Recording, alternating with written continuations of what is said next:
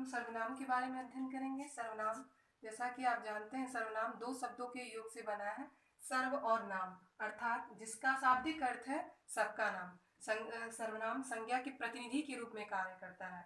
जैसे कि मोहन ने अपना काम मोहन उस दिन का जैसे मोहन ने अपना काम कर लिया, वो नहीं किया क्योंकि वह बीमार हो गया था। यहाँ वह उसके मोहन के प्रतिनिधि के रूप में आया है, इसलिए वहाँ पे हम सर्वनाम का प्रयोग करते हैं। वह सर्वनाम के अंतर्गत आता है। अर्थात सर्वनाम की परिभाषा हम लिखेंगे, सब नामों के बदले जो शब्द आए वह सर्वनाम है, यानी संज्ञा के स्थान पर प्रयुक्त होने वाला शब्द सर्वनाम कहलाता है। अब हम सर्वनाम की परिभाषा पढ़ चुके हैं, अब हम सर्वनाम के भेद के बारे में पढ़ेंगे। सर्वनाम के भेद, सर्वनाम के 6 भेद होते हैं। पहला है पुरुषवाचक सर्वनाम, निश्चयवाचक सर्वनाम, अनिश्चयवाचक सर्वनाम, प्रश्नवाचक सर्वनाम, संबंधवाचक सर्वनाम और निजवाचक सर्वनाम।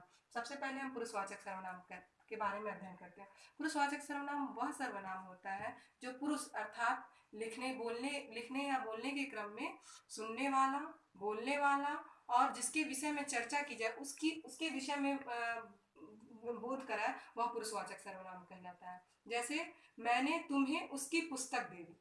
यहाँ मैंने जो है वह बोलने वाला, मैंने बोलने वाला, तुम्हें अर्थात जिससे सुनने वाले को तुम्हें के लिए प्रयोग हुआ है। उसकी अर्थात जिसके विषय में चर्चा की जा रही है उसके लिए ये बोध हो रहा है। यहाँ पे हम पुरुषवाचक सर्वनाम को उस एग्जाम्पल के रूप में देखते हैं।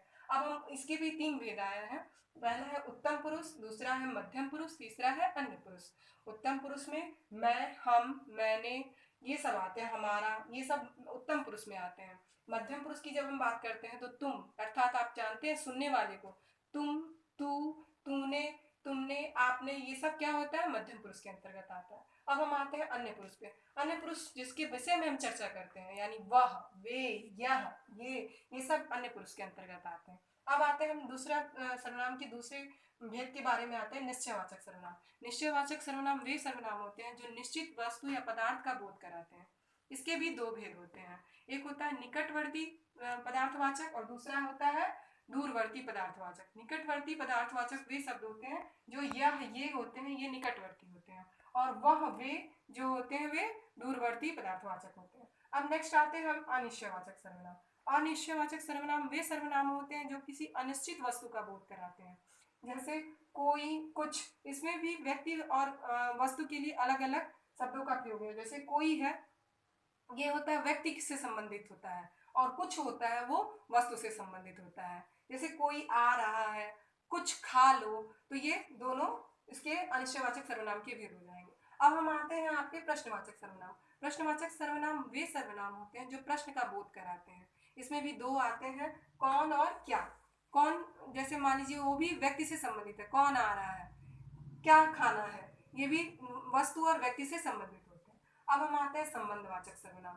संबंधवाचक सर्वनाम, इसमें भी जो और सो आते हैं, इसके भी 2 भेद हैं। संबंधवाचक सर्वनाम वे सर्वनाम होते हैं जो एक संज्ञा का दूसरे से बोध कराते हैं, अर्थात एक जो मुख्य वाक्य होता है उसका उपवाक्य से ये संबंध बताते हैं। जैसे जिसकी लाठी उसकी भैंस, जिसकी और उसकी।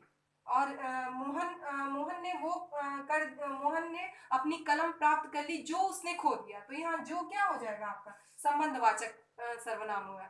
बिना विचारे जो करे सो पाछे पछता है, यहाँ जो और सो अर्थात यह आपका संबंध बता रहा है, ये संबंधवाचक सर्वनाम है। अब हम सर्वनाम के लास्ट भेद के अंतर्गत आते हैं जो निजवाचक सर्वनाम है। निजवाचक सर्वनाम वे सर्वनाम होते हैं जो स्वयं के लिए प्रयुक्त होते हैं, अर्थात मैंने अपना, इसमें आप आता है, जैसे मैंने अपना काम अपने आप कर लिया, तो ये निजवाचक निजता को दिखाता है, इसलिए ये निजवाचक सर्वनाम होते हैं। धन्यवाद।